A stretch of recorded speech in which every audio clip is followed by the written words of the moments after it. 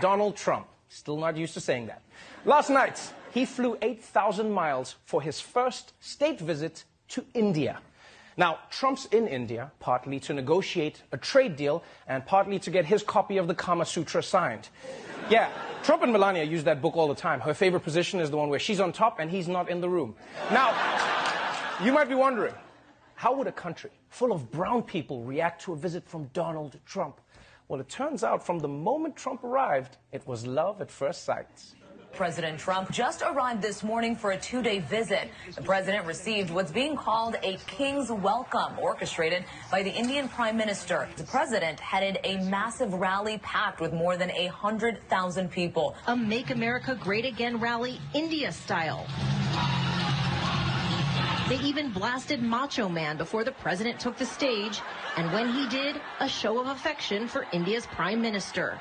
Namaste, Trump! The president is overwhelmingly popular here in India, where his pro-business, tough-on-terror image is widely admired. I happen to like Prime Minister Modi a lot. He says between the stadium and the airport, we'll have about 7 million people, so it's going to be very exciting.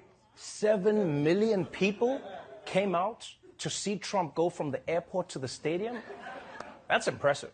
Although, to be fair, it's also India. There's 7 million people between any two locations. Yeah, I mean, the line at Indian Starbucks is 7 million people. There are Indian brides right now who are like, no, daddy, I just want a small wedding, no more than 7 million people. It's like, okay, Anushka, first cousins only. But it is true that Donald Trump is very popular in India. Right? Some like him because of his anti-Muslim rhetoric. Some like him because of his business savvy. And all of them like him because his skin looks like tikka masala. And since India is so fond of President Donald Jaipal Trump, they pulled out all the stops for his visits. At India's famous Taj Mahal, workers paint, spruce and polish. Roads are renovated. And nearby, the Yamuna River rises as millions of litres of water are released to cover its foul, polluted smell. Preparations included a hastily built wall that critics say was meant to block the view of a slum, keeping thousands of poor people out of sight. Yeah, India is trying so hard to impress Trump that they're building new roads, cleaning up dams, and even building a wall to hide their slums. And you know Trump's got to love that. He's just like, you see, they built a wall, and I haven't seen a single Mexican. It works, folks. Now, India cleaning its rivers and streets for Trump might seem extreme, but if you think about it, this is basically what guys do whenever a girl says she's coming over, right? Yeah, you make the bed, pick up your clothes, hide all your junk in the closet, then she calls and says she can't make it, and you're like, damn it, so I flushed the toilet for nothing? So clearly, India is trying to give Trump a memorable experience. There was, however, one tiny culture clash that Trump had to deal with. Donald Trump is in India this morning, but he could be forced to go without his favourite meals of burgers and steaks. India's Prime Minister, Narendra Modi, a devout vegetarian, plans not to serve any meat to the president during his visit. One person who's familiar with President Trump's eating habits has told the media they're worried about how he'll cope with the lack of meat, saying, "I have never seen him eat a vegetable." I honestly don't know what's stranger. The fact that Trump might eat vegetables, or that people are actually worried about how it will go.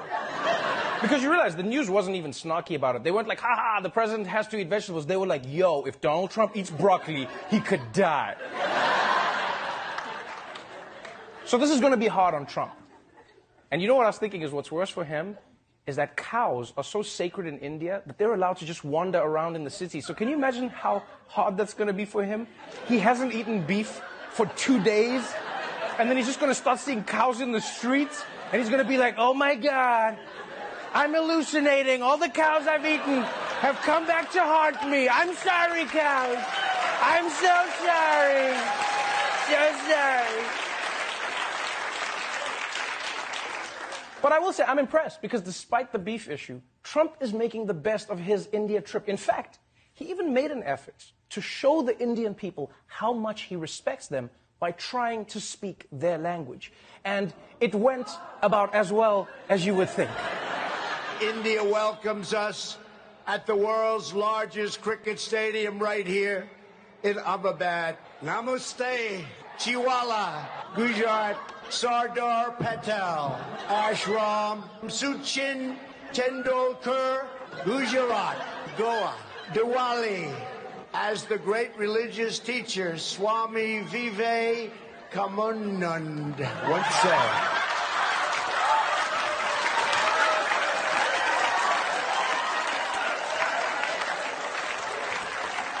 Oh, man. Oh, even if that pronunciation was right, that facial expression was so wrong. That looked like the most exercise he's gotten in decades. It's like, come on.